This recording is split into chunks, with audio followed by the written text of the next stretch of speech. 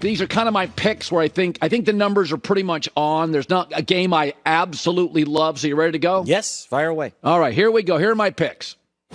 Texans and Ravens. I think the number's right. I think Baltimore's a better team. They led the NFL in wins, point differential, turnover differential, and opposing quarterbacks against the Ravens defense end up with a 74 passer rating. That's the lowest in the league. Remember, 5 of the 6 wild card games were blowouts. I think, sometimes rubber meets the road. Lamar Jackson's 10-1 over his last 11 games. The reason I like the Texans over Cleveland, they had a better quarterback. The better quarterback in this game is Lamar Jackson. The better roster. Probably the better coach. Everything lines up for Baltimore. They're at home, and they get Mark Andrews, the tight end, back. I think the number's right. I think the Texans are a great story. The Ravens are a great team. I think Baltimore wins by about 10, 33-23. Packers at 49ers. Listen, I think San Francisco's at home. They're rested, and they have more veteran star players. It's a better team. But I think the Packers will keep it close. Packers have won 7 of 9, 4-game winning streak over the last month. Number 1 offense in the NFL. Getting better every week. Number 1 third down offense. Very good first quarter offense. Don't be surprised if they win the coin flip, take it, drive down the field, and score. 400-plus straight 3 games in a row, 400-plus yards, and Aaron Jones is humming. This is the offense that Matt LaFleur wants to run, that Aaron Rodgers doesn't audible out of. Brock Purdy's last couple of games, couple of TDs, 4 picks.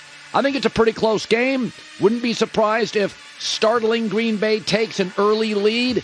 I'll take the Niners 30-24. I think 9.5-point spread. It sounds ridiculous to give LaFleur, Jordan Love, that offense, that run game, and that O-line, that many points is weird to me.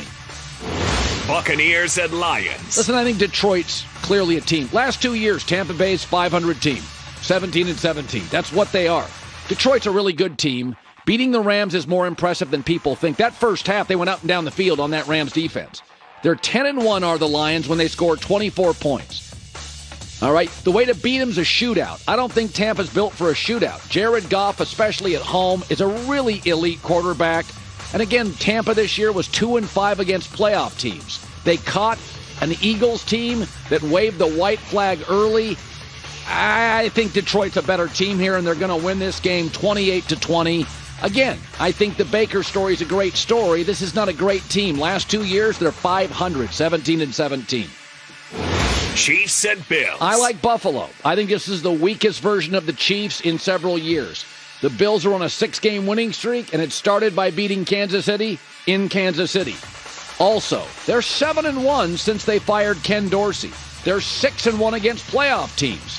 Baltimore and Buffalo, they beat the good teams, often soundly.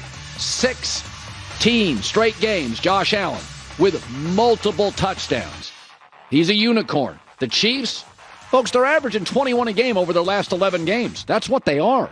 Rashee Rice is a low-end number 1 receiver. They don't have a 2 or a 3. This offense, every metric tells you it's the worst Kansas City offense. First time they're on the road. I think Buffalo's going to win it. I think it's lower scoring than you think, despite having the great quarterbacks. 24-20. Buffalo wins the game. So I think the numbers are close. Hi, everybody. Thanks for watching. Subscribe here to get the latest from the show. Also, be sure to check out more of the best clips from The Herd or go watch a few segments from other shows on FS1.